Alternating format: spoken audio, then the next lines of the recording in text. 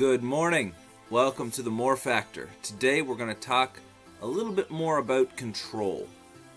I'm Frederick Groth and I enjoy helping people succeed in life by teaching life skills, success principles, and character traits.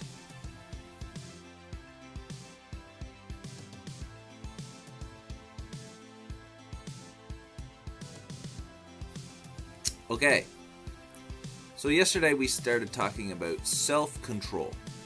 And I made reference to eating habits, to dieting, and I really did that because that is something common and everybody really has the experience in their life to identify with that kind of discussion on self-control. But today I want to take it a little bit deeper.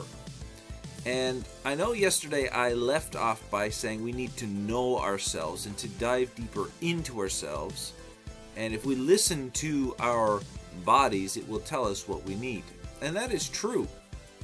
There are some muscle testing techniques from the science of kinesiology that can help you understand yourself a little better and your needs and stuff.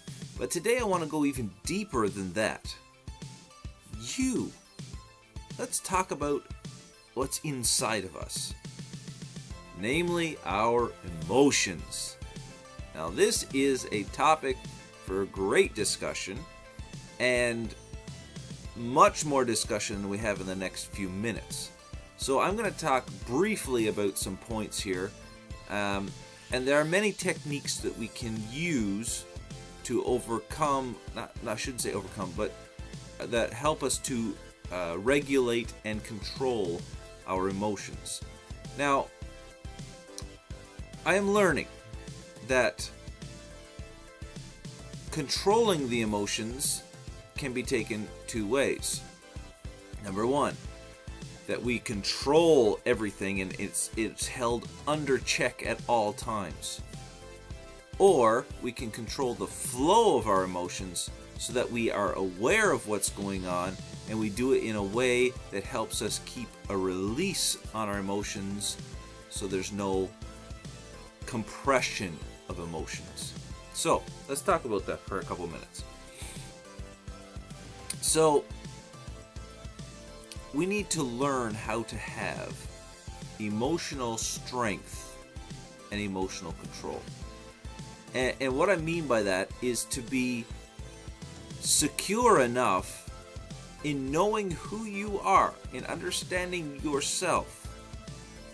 And like I said, this could be a very long discussion, but we need to understand ourselves enough that we are willing and able to control the release of our emotions. That takes strength. To be able to cry with others, to be able to laugh with others, to be able to discuss the feelings that you're having, whether they're negative feelings or positive feelings, in a way that everything is released in control. See, by controlling it in the sense that we're bottling it up, that is not a good idea. That's the opposite of proper control. Because what happens when we bottle our emotions, we have two possible outcomes. Number one, the meltdown, better known as a nervous breakdown. Or we can have an explosion. Number two. See, the meltdown is you just melting and the emotions just kind of flood out of you, and you melt into a puddle of tears and sweat and whatever else that happens during a meltdown. And it usually requires some help from either a doctor, a friend, whatever, to get back on your feet. The explosion, on the other hand, is more of the angry burst of flames that blow out of your body when you have had too much, when it's I've had it up to here kind of situation, and you explode and things go flying and emotions go flying and people go flying, and it's just a terrible state of affairs. Okay, bottling control is not the right way to go. You can put carbonated beverages in a bottle. But if you shake that up in the bottle, something is going to explode. So we need to learn to have a different kind of control. The control that is a controlled release of emotions. Okay? We need to have an outlet for our emotions. You need to have an outlet for your love, for your fear, for your disgust, for all the different emotions that we can have. We need to learn to have an outlet that is controlled.